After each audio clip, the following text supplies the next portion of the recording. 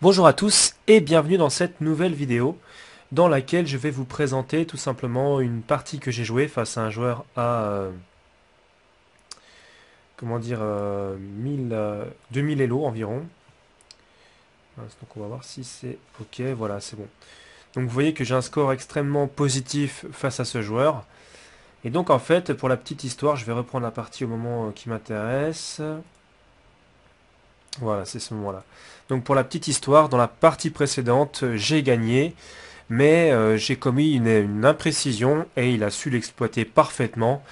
Et pendant peut-être les 20 derniers coups de la partie, j'ai dû cravacher comme c'était pas permis pour obtenir à nouveau une position équilibrée et enfin parvenir à prendre l'avantage et à gagner. Donc c'est un petit peu une histoire d'honneur, une histoire de respect. Quand on joue un peu inférieurement face à un joueur qu'on maîtrise habituellement relativement facilement, il faut immédiatement comment dire, revenir à la charge et lui montrer qui est le patron en fait. Hein. Donc c'est pas encore une fois de la vantardise, mais c'est de la compétition. Et ce que je vous dis là, c'est un comportement qu'on retrouve dans absolument toutes les compétitions sportives et également dans tout ce qui est comment dire dans tous les sports en fait où il y a un affrontement et surtout un affrontement sorte de duel dans un sport par exemple comme le tennis ou des sports voilà, donc tous les sports où il y a une personne qui affronte une autre personne, puisqu'effectivement dans les sports collectifs c'est encore une autre histoire, il y a une histoire d'entente de l'équipe, etc. Et voilà, alors que là c'est vraiment uniquement un combat d'homme à homme, et donc il faut démontrer en fait qu'on est le premier. Il faut reprendre sa place dans la hiérarchie quand on est plus fort, et donc c'est important de après avoir joué une partie un petit peu trouble, de remontrer son niveau. Ne serait-ce que pour faire, comment dire, pour éviter à l'adversaire de prendre confiance et de pouvoir jouer, comment dire, sans avoir, enfin, je veux dire, sans limite d'audace, alors que justement, l'adversaire, quand il joue face à un joueur un peu supérieur, a tendance à être un petit peu sur la retenue et c'est toujours un avantage. Donc voilà. Donc je suis dans cette position et j'ai, on va dire, des choses à prouver, clairement, avec les pièces blanches. Donc on voit que je dispose d'une position relativement équilibrée, avec certainement un petit avantage. Et je vais, comment dire, je vais pas jouer le meilleur coup donné par l'ordinateur de Lichess. Je vais jouer un coup, on va dire, bien plus humain et bien plus stratégique. Enfin, je ne sais pas si c'est vraiment stratégique parce que c'est vraiment purement pour l'attaque. Vous le savez certainement, je suis un joueur d'attaque. Et donc, c'est vraiment purement pour obtenir un jeu d'attaque au détriment même de l'évaluation de la position, puisque mon objectif, c'est simplement de développer rapidement une attaque pour montrer bien simplement qui est le patron. Donc là, mon idée, c'est simplement de placer mon fou euh, en F6 pour pouvoir amener plus tard mes pièces à attaquer sur cette fameuse faiblesse H6, puisque c'est une faiblesse. Il a poussé, je pense, un peu trop tôt le pion H6, et clairement, il me laisse la possibilité d'exploiter cette faiblesse. Donc l'ordinateur me donnait pas le coup que je vais jouer, mais on se fout royalement de ce que donne l'ordinateur, puisque de toute façon, c'est une partie très rapide, et l'ordinateur, lui, comment dire, voit beaucoup plus rapidement que nous les choses. Donc là, je vais jouer simplement fou prend D5, menaçant fou prend G7, donc il ne peut pas récupérer ici parce qu'il y aurait fou prend G7. Donc il est quasiment obligé de faire dame prend ou fou prend. Dame prend pour venir menacer mat ici est totalement logique. Simplement après ici, cavalier F6 échec, donc fourchette entre le roi et la dame. Fou prend est forcé, fou prend, et donc là j'ai déjà obtenu ce que je voulais, à savoir placer une pièce sur la case F6 et pouvoir avoir une attaque forte ici. Donc effectivement, il peut jouer cavalier D7 et cavalier prend F6, mais ce n'est pas bon du tout, parce que j'ai le temps de faire jouer ma dame en D2 et d'obtenir, après cavalier prend pion prend, une forte attaque euh, dans cette aile roi adverse. Donc il va pas jouer ça, il va opter pour le coup roi H7. Mais en fait, le coup roi H7 dans ce type de position n'est pas du tout un coup correct. Et vous allez comprendre pourquoi. Donc lui il se dit que si je joue un coup comme cavalier G5, derrière il pourra mater en G2. Eh bien vous allez voir que je vais réussir à développer un plan de façon à pouvoir jouer cavalier G5 dans de bonnes conditions. Donc on est sur une partie de 3 minutes pour toute la partie sans incrémentation de temps. Donc je joue déjà tour C1. pour faire avant tout pression sur la colonne C7, mais j'ai une petite idée derrière la tête, et vous allez voir ce que c'est. Donc tour C1, cavalier A6, dame D2, qui menace très fortement cavalier G5 par exemple, ou des idées de ce type-là. En tout cas, qui place ma dame de façon à attaquer directement le pion H6, et vous allez voir en quoi c'est si important. Donc, il joue le coup C5, qui dans la plupart des cas est un coup logique. Donc je joue tour D1, alors c'est un coup un peu litigieux. J'avais joué ma tour en D1 pour une raison, c'était que je craignais un petit peu des possibilités. Je sais que je vais avoir une attaque ici, et j'avais vu dans plusieurs variantes dans lesquelles madame pouvait se retrouver sur ces colonnes, sur cette quatrième traverse, hein, soit sur la colonne G, soit sur la colonne H. Et il y avait des possibilités de prise et de dame prend qui m'embêtaient, puisqu'après j'étais quasiment forcé d'échanger les dames. Donc je me suis peut-être trompé un petit peu dans mes variantes, mais quoi qu'il en soit, c'est ce que j'avais vu à vitesse rapide, et donc ça me gênait, et c'est la raison pour laquelle j'ai joué tour D1, donc pour protéger simplement le pion D4. Pas de la prise, parce qu'à la limite c'est pas important qu'ils prennent le pion en D4, vu que je vais clairement jouer pour gagner le plus vite possible, donc c'est pas un problème, mais au moins pour pouvoir empêcher sa dame de pouvoir s'échanger contre la mienne, tout simplement. Donc C4, alors ça par contre c'est certainement une erreur. Il veut créer un pion passé, mais il ne va pas avoir le temps. Il ne va pas avoir le temps simplement parce que je vais avoir une attaque trop forte. Et donc là je joue le premier coup, je pense, déterminant de cette attaque, c'est tour C3. Et vous allez voir pourquoi ce coup est si important. Donc il continue dans sa lignée. Il joue B5, et c'est là qu'on voit la différence finalement entre un bon joueur et un joueur un peu inférieur. C'est qu'en fait, tout simplement, il ne comprend pas l'idée de la position.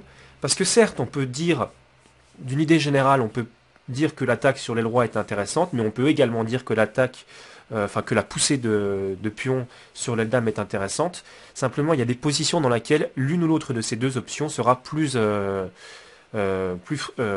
intéressante à jouer et plus importante que l'autre. Et clairement, lui ne sait pas que dans cette position-là, la poussée C4 et la poussée B5 sont simplement des coups qui ne répondent pas de façon efficace aux défis imposés par la position. Donc il se trompe de plan, tout simplement, comme dirait Korchnoi, il se trompe de plan. Cavalier G5. Et là, je pense que vous comprenez le problème qui se pose à lui.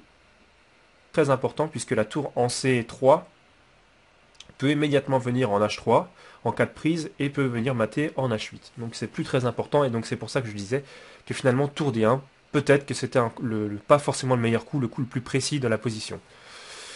Quoi qu'il en soit, après cavalier G4, il fait roi G8. Et donc là, il a toujours la menace de mat sur G2. Donc je suis obligé d'utiliser cette tour-là maintenant pour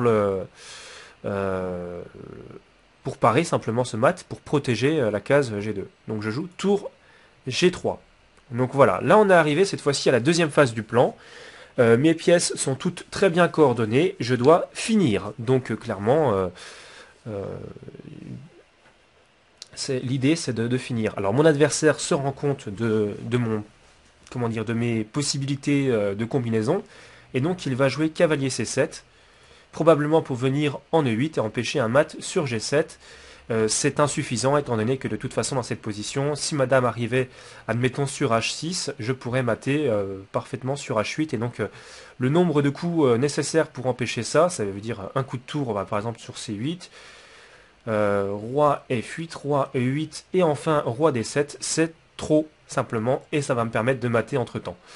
Et donc sur cavalier C7, il y a un très fort coup à jouer ici.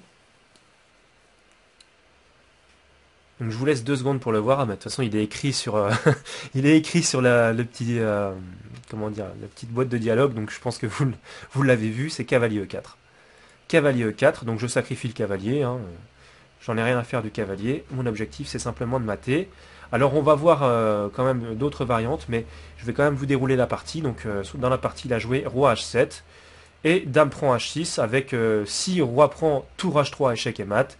Et enfin, si roi G8, soit dame G7 échec et mat, soit encore dame H8 échec et mat, ou soit encore tour prend G6, pion prend G6, dame prend G6 et dame prend G6, c'est échec et mat de toute façon aussi. Enfin bref, il y a des maths partout. Donc là, il n'a plus rien à jouer, donc il abandonne immédiatement.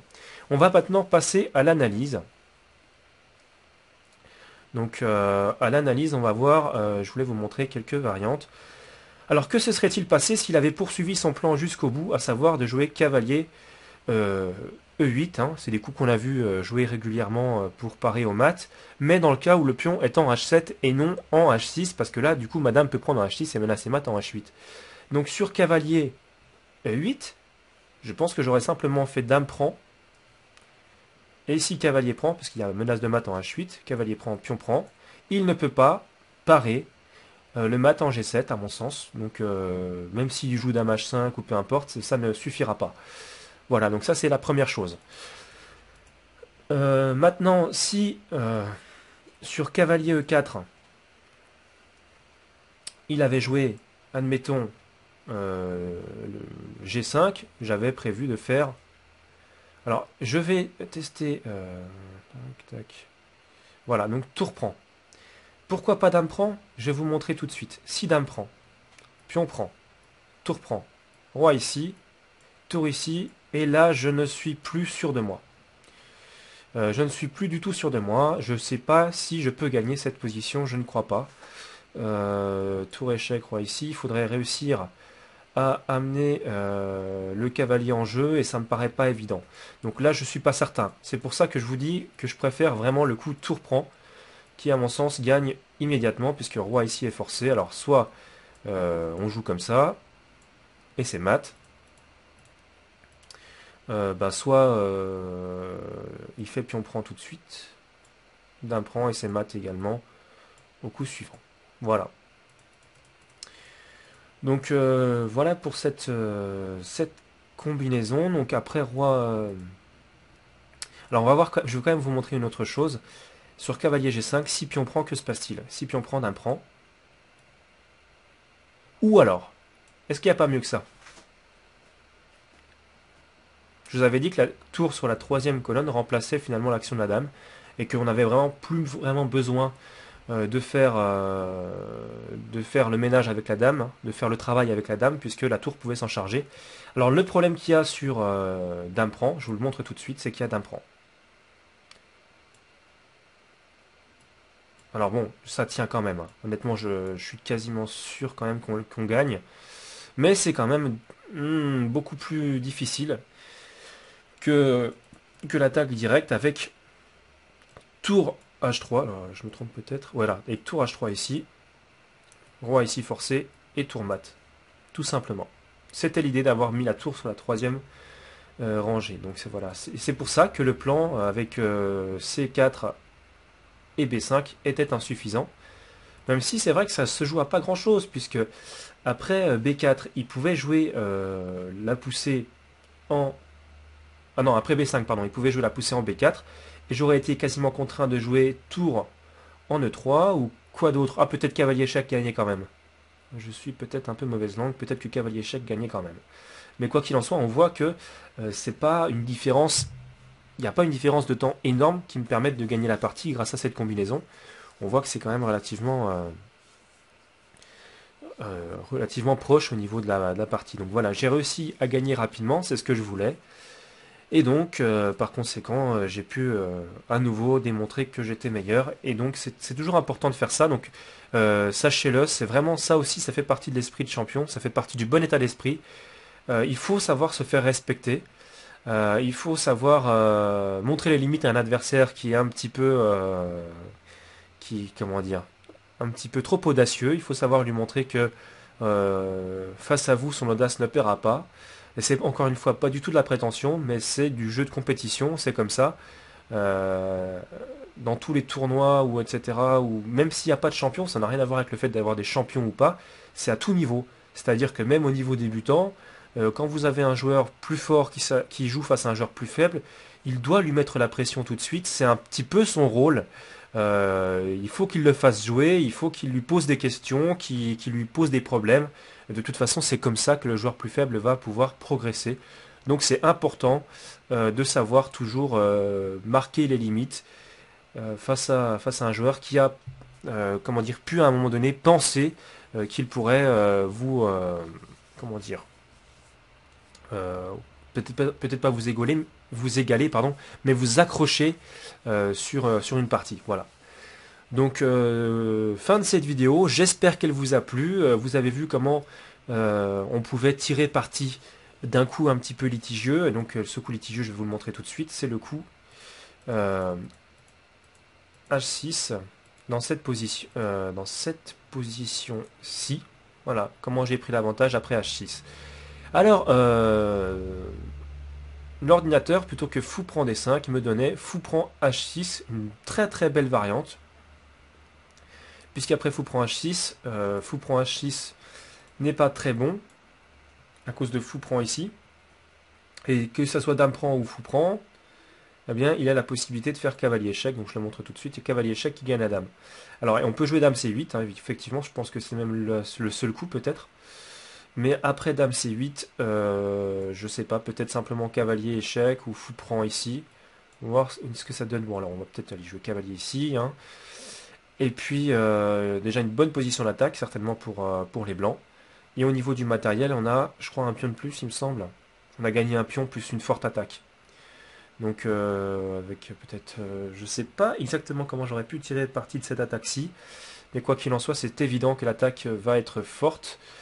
Et donc c'est toujours extrêmement intéressant. Donc il y a une première idée avec D5, Dame, D4 et la poussée en E. Donc ça c'est une possibilité puisque Fou G5 n'est pas possible pour faire pression sur le cavalier, vu que le cavalier prendrait. Donc c'est un plan possible, je ne dis pas que c'est le meilleur. Après il y a la possibilité de jouer aussi des coups positionnels. Tour C1 c'est pas possible à cause du Fou H6. Mais est-ce qu'on peut pas jouer des plans comme cavalier G4, Fou F4 et G3 ? Est-ce que le fou peut parvenir à se sauver ou pas? Je sais pas du tout. Fou G4, il y a peut-être la poussée G5, mais sur la poussée G5, on est d'accord que l'attaque va être extrêmement puissante du côté des blancs. Donc voilà, je vous montre un petit peu comment il faut penser pour prendre l'initiative et l'avantage dans une partie face à un joueur un petit peu inférieur. Donc voilà, j'espère que cette vidéo vous a plu. Quant à moi, je vous dis à très bientôt pour de nouvelles vidéos sur le jeu d'échecs. Et je vous souhaite de rapides progrès.